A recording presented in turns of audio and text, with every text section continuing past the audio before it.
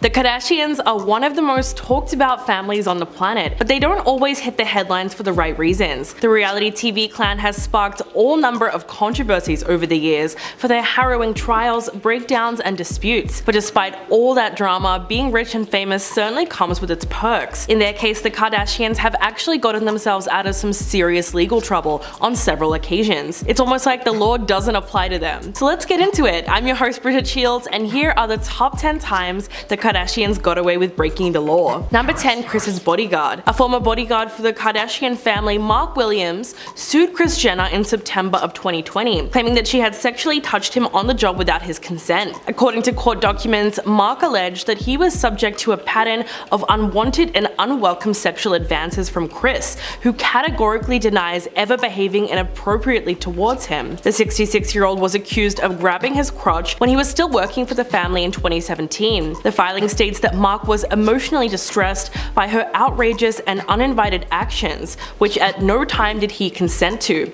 She repeatedly and frequently caused her body to come into intimate physical contact with his body and exposed portions of herself to him in a lewd or suggestive manner. As a result of her actions, he claims to have suffered loss of sleep, depressions, and other illness, and he sued her for $3 million. But in August, it was revealed that Kris had agreed to work out a secret deal with him to settle the lawsuit. Loving this video so far, please hit that like button, it would really help us out. Number 9. Caitlyn's accident. In 2015, around the same time that Caitlyn Jenner graced the cover of Vogue and made headlines for coming out as transgender, she was also at the center of a wrongful death lawsuit after being involved in a fatal motor vehicle accident that resulted in the death of a 69-year-old woman.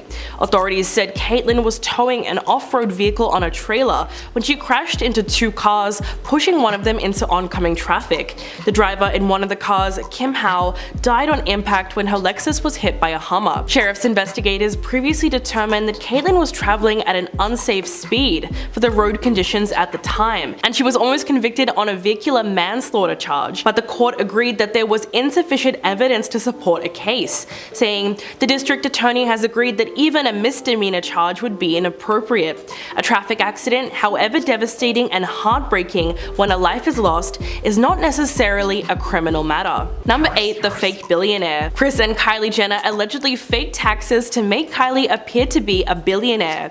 In March of 2019, Forbes referred to Kylie as a billionaire and referred to the then 21-year-old as the youngest self-made billionaire ever. It was a huge achievement for the family until it wasn't. Another article by Forbes, this one published in May of 2020, claimed that Kylie was never a billionaire at all, and that she and Kris have been inflating her business's earnings for years.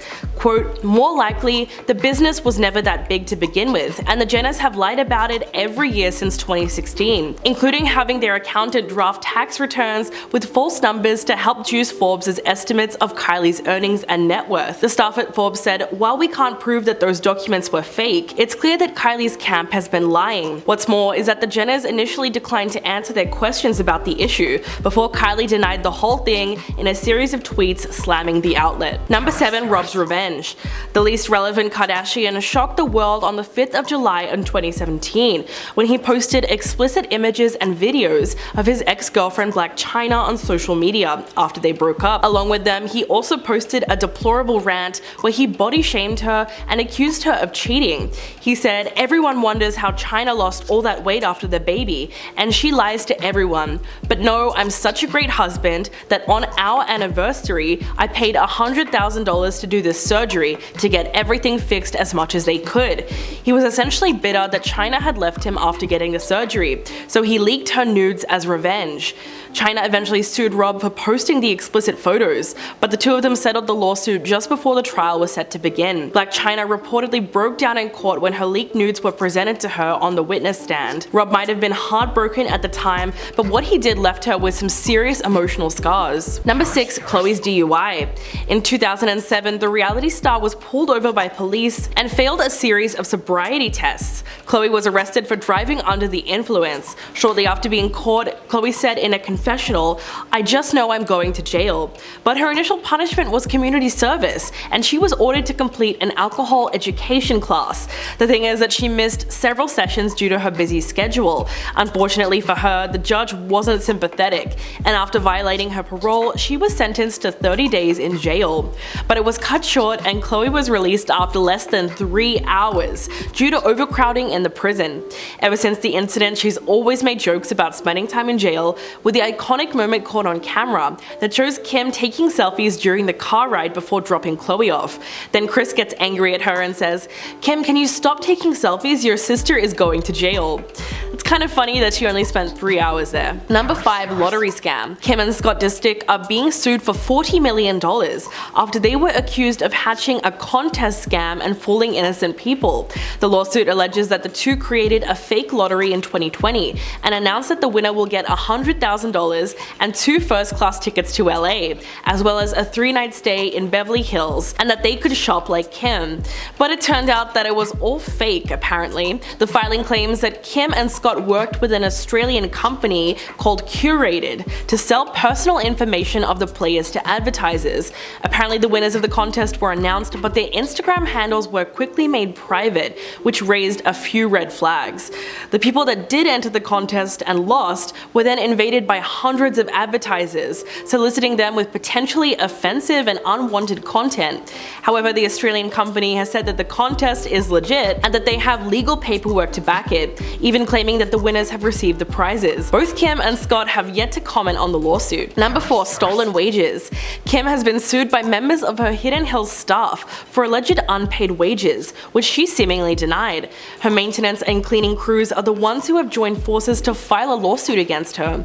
According to TMZ, Kim's employees chose to take legal action against her after she allegedly failed to pay wages, provide meal breaks, and cover expenses, in addition to allegedly withholding 10% of their money for taxes without reporting their employment to tax authorities. The legal documents show that the allegations came from 7 staffers who worked for her at Hidden Hills home and claimed that they were hired as full-time employees. In the documents, the workers specifically allege that they were not given pay stubs and were not paid on a regular schedule, and they were not provided with a system to record their hours, meaning they would not get paid for all of their hours, including overtime. However, Kim believes that she is not the one to blame for their issues, and she claims that she hired a third-party vendor to tackle the maintenance and cleaning services.